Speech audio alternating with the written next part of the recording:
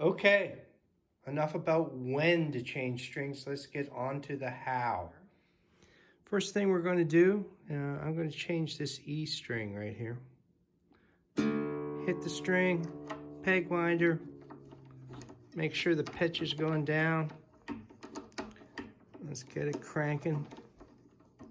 Whoops, something important there. You'll notice something. How the string is sort of tied and locked right there. That's going to come into play. We're looking for a method that will enhance pitch stability. So we get it undone down at this end. Now I have to go to the other end. Just get that little knot kind of coming up.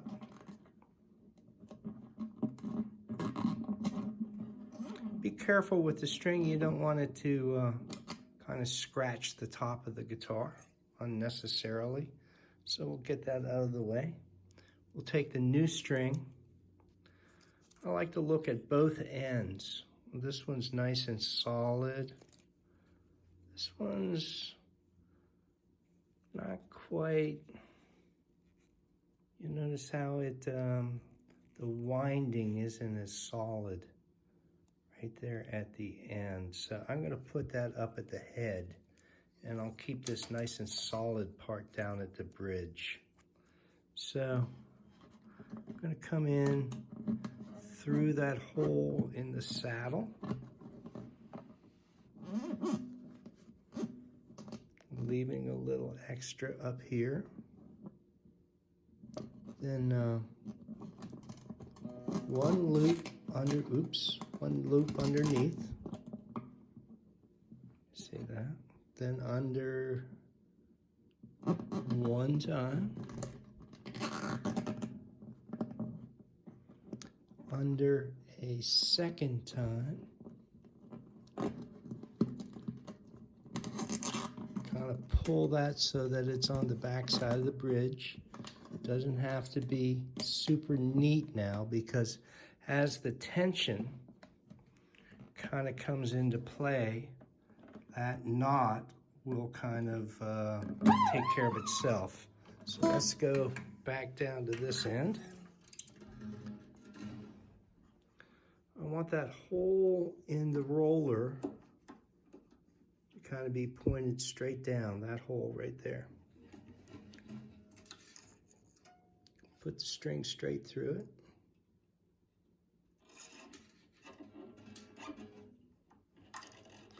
And then back up on the back side. For myself, I like to have about a handful of extra string here. That will allow enough turns around the roller to kind of ensure that we get a good tight seated fit. So I come underneath the string here, and then back on the back side of the roller, so that I now kind of have locked the string into place. So, not done yet. I want to turn this peg. The first part that is critical is the first, oops, sorry about that. Didn't mean to shake the camera. Let me put it back into its original place. This was hard to set up. Is that first 180 degrees. And as I come across, you'll notice that the first part of the string is pointed that way. Come on the large side of the angle. Because now on this second 180 degree turn, I start to see the first bit of the string kind of coming my way. And I want to go back over top. Now I have gone over top at the end of the string twice.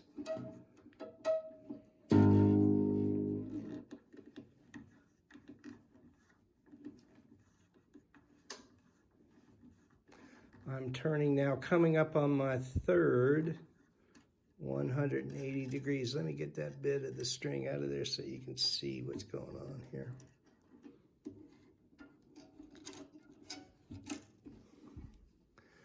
Now, this is the third 180 coming up. And I want to go smack down the middle of the two parts of the string. So now I will have a third bit around there. And that's the way that I do the strings to kind of facilitate pitch stability. Then I come back down to the saddle part and I just sort of give the string a little bit of a push there. So now I have helped it to seat against the saddle. And then a little clip.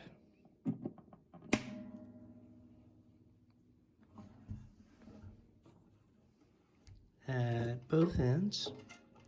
This one's going to be hard to film, so I'll turn that over.